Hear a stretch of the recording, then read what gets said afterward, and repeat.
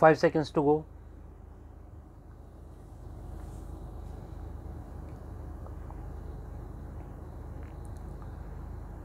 Start.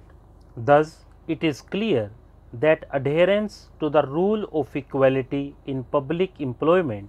is a basic feature of our Constitution, and since the rule of law is the core of our Constitution, a court would certainly be disabled from passing an order upholding a violation of Article 14 or in ordering the overlooking of the need to comply with the requirements of Article 14 read with Article 16 of the Constitution. Therefore, consistent with the scheme for public employment, this court, while laying down the law, has necessarily to hold that unless the appointment is in terms of the relevant rules and after a proper competition among qualified persons, the same would not confer any right on the appointee. If it is a contractual appointment, the appointment comes to an end at the end of the contract. If it were an engagement or appointment on daily wages or casual wages, the same would come to an end when it is discontinued. Similarly, a temporary employee could not claim to be made permanent on the expiry of his term of appointment. It has also to be clarified that merely because a temporary employee or a casual wage worker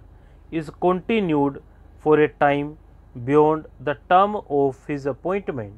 he would not be entitled to be absorbed in regular service or made permanent merely on the strength of such continuance if the original appointment was not made by following a due process of selection as envisaged by the relevant rules. It is not open to the court to prevent regular recruitment at the instance of temporary employees whose period of employment has come to an end, or of and ad hoc employees who, by the very nature of their appointment, do not acquire any right. High courts acting under Article 226 of the Constitution of India should not ordinarily issue directions for absorption, regularization or permanent continuance unless the recruitment itself was made regularly and in terms of the constitutional scheme. Merely because an employee had continued under cover of an order of court which we have described as litigious employment in the earlier part of the judgment, he would not be entitled to any right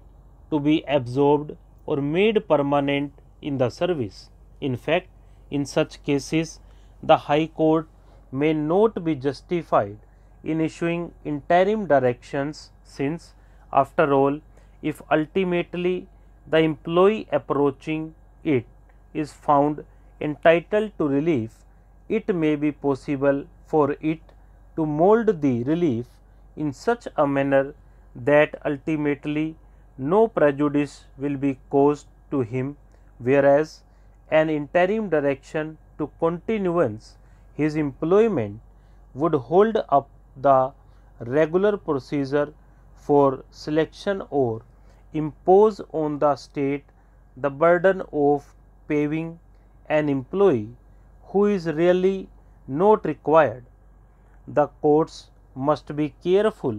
in ensuring that they do not interfere unduly with the economic arrangement of its affairs by the state or its instrumentalities, or lend themselves the instruments to facilitate the bypassing